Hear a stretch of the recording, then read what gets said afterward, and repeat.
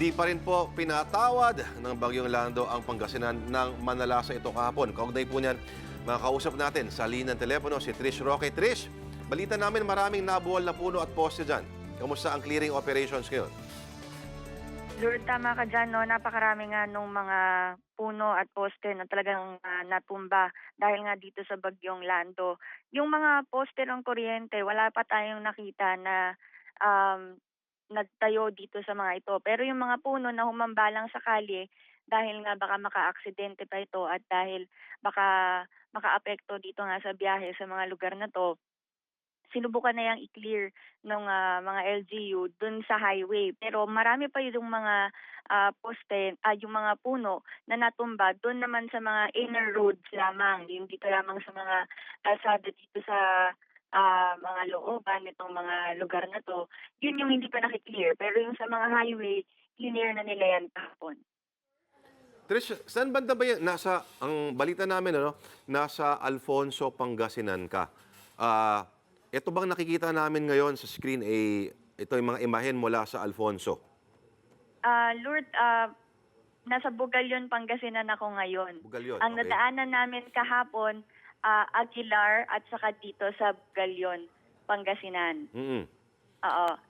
Ito yung isang side ng Pangasinan, western side doon ng Pangasinan. At yung doon sa may bandang eastern side, nandun yung Tagupan, andun yung Urdaneta. Ito yung kabilang side ng Pangasinan. Ito, kabilang side to. Kabilang side. So, teka, ito nakikita natin, galing, itong mga tubig na to ay galing ba sa kabundukan o umaapo mga ilog o ano bang nangyari dito, Trish? Oo, Galing Lord, ang dagat? sabi nila, kaya nga daw nag-flash flood dahil daw yung tubig galing daw sa bundok, bumagsak nga daw dito sa kanila. Kaya nga nagulat daw sila dahil sa biglang pagtaas ng tubig nung flash flood nga raw na nangyari kahapon. At ito raw, sabi nila, yung dun, in particular sa Aguilar, Cavite, dun mismo sa may munisipyo, nagulat daw talaga sila dahil hindi naman daw nagbabaha dun sa kanilang lugar. Pero umabot na ng hanggang bewang pa daw yung tubig at some point kahapon. Diyan sa Bugalyon, Trish, kamusta ang lagay dyan? Lord, hanggang sa mga oras na to walang kuryente dito sa Bugalyon, Pangasinan. Pati dun sa Aguilar wala rin kuryente.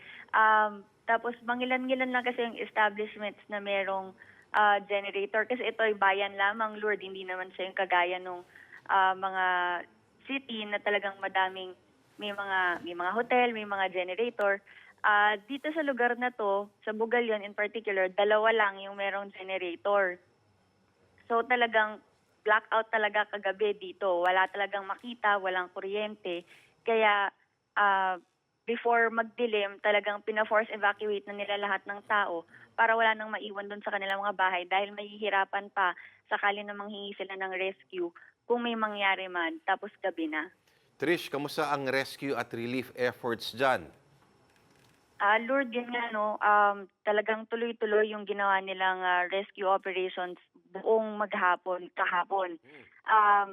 Napakaraming mga truck galing na dun sa Provincial Disaster Risk Reduction Office ng Pangasinan, yung nag-iikot sa mga bawat lugar para nga makuha na yung mga tao na naipit na nga dun sa mga pagbaha. Hindi na sila makalabas dahil napakarami na nga nung mga kalsada sa paligid nitong Bugalyon na talagang baha. At dahil baha na nga itong lugar na to, actually dineclare na kahapon ng mayor na state of calamity itong kanilang lugar. So talagang yesterday, tinuloy-tuloy nila yung rescue operations at dinala na lahat ng tao doon sa gymnasium dito malapit sa may munisipyo. And yung relief operations naman, sabi nung kanilang mayor, meron silang mga nakahanda na relief packs. Yun nga lang, siyempre, kailangan nilang mag-procure ng iba pa para nga dun sa mga susunod na araw. Ang problema nga nila, dahil nga baha yung kanilang lugar at sarado yung karamihan dun sa establishments, yun yung hinihingi nilang tulong dahil hindi sila makapag-procure ng tuloy-tuloy at marami para nga dito sa kanilang mga kababayan. Alright, maraming salamat at ingat ka. Trish Roque, nagbabalita mula sa Pangasinan. Be sure to come back. News 5 everywhere. Copyright 2015.